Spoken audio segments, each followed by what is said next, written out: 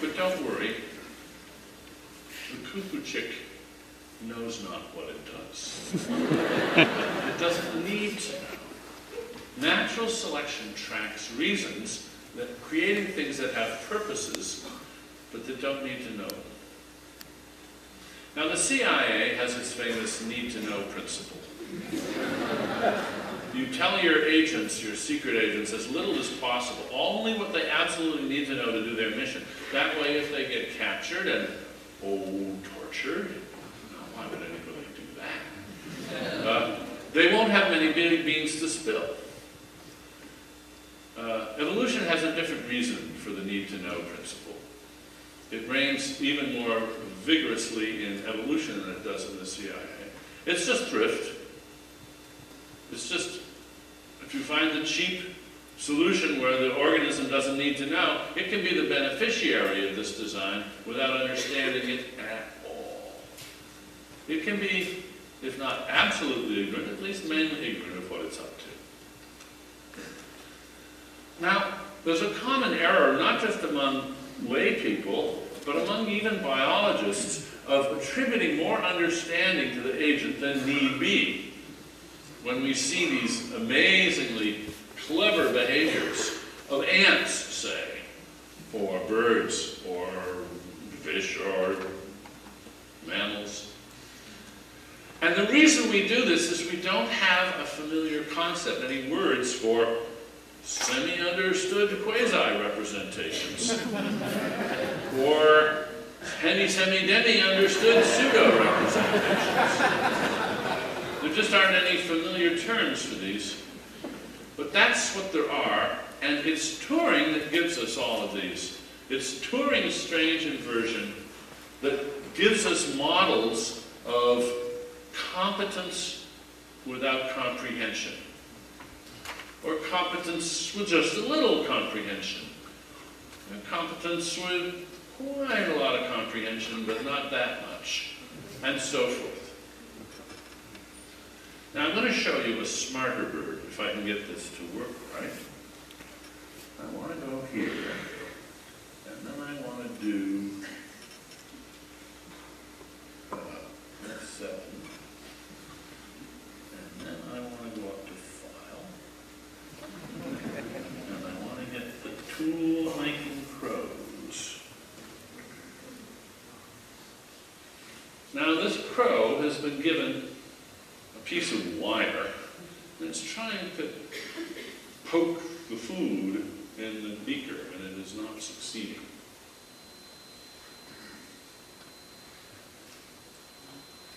So it comes up with another idea.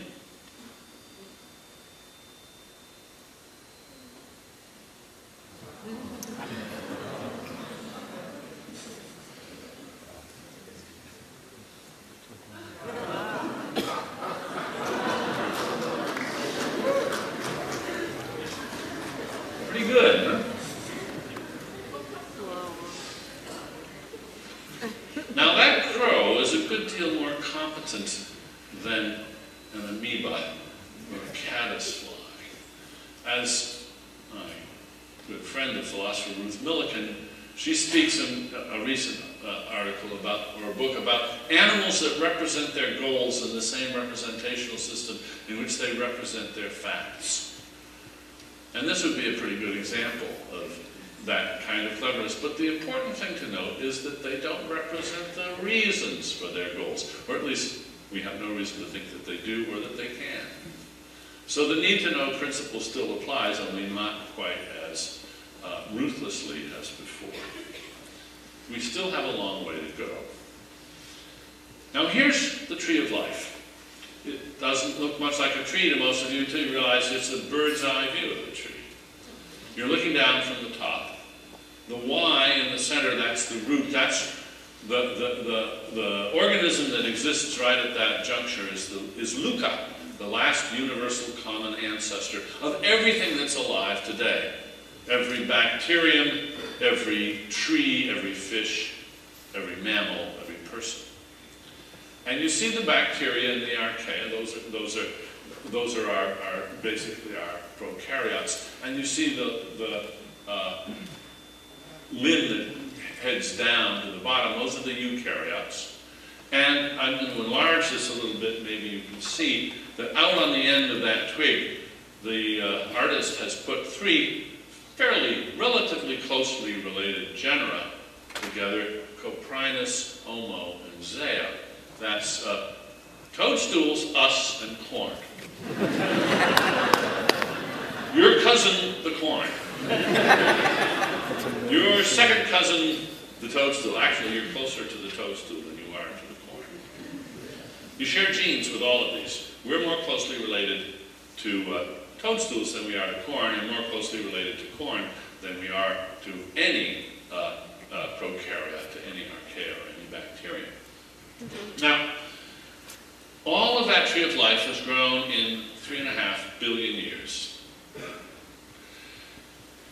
Only 6 million years ago, we parted company from our nearest cousins, the chimpanzees, about 6 million years ago. And of course, it's very important not to say that we evolved from chimpanzees. It's exactly as false as saying that chimpanzees evolved from human beings. Both of us have evolved from a common ancestor. They've evolved just as much as we have. It's important to remember that. But at any rate, the differences between us and chimpanzees have had 6 million years to sort themselves out. 6 million years of R&D, no more. All the differences... Hello? Back? All the differences observable today must be due to R&D occurring in that interval. Now I want to leap way ahead, 10,000 years in the past. This is after the dawn of agriculture. About 10,000 years ago, agriculture emerged and was invented.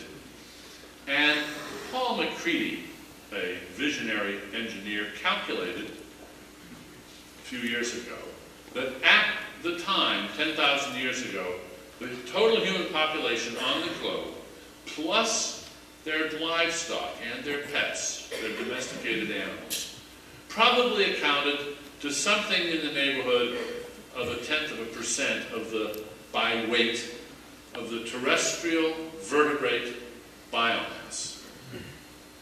Animals. Doesn't include the insects or the worms, doesn't include the fish in the sea. The land animals, terrestrial vertebrates. Less than 1%, 10,000 years ago. What do you think it is today? Any guesses? 98.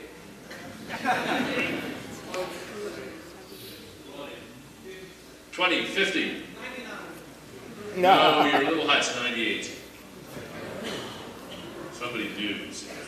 98%, yes. Now most of that's cattle. In 10,000 years, we and our livestock have overrun the planet. It's a shocking change. It's a huge biological change. McCready has something very good to say about it. He says, over billions of years on a unique sphere, chance has painted a thin covering of life, complex, improbable, wonderful, and fragile. Suddenly, we humans have grown in population, technology, and intelligence to a position of terrible power. We now wield the paintbrush. The key, of course, is technology and intelligence. How did that arise? But before I turn to that question, I want to compare two major events in the history of life on this planet. Stephen Jay Gould wrote a fascinating book called Wonderful Life about the Burgess Shale fauna, and Simon Conway Morris is one of the heroes of this book. And this was this amazing flourishing that occurred, the so-called Cambrian explosion, which happened about 530 million years ago, early in the life of multicelled plants, animals. And it's when a lot of bizarrely invented new body plans came on the scene. So that was the Cambrian explosion, occurred about 530 million years ago, and the explosion took place over a very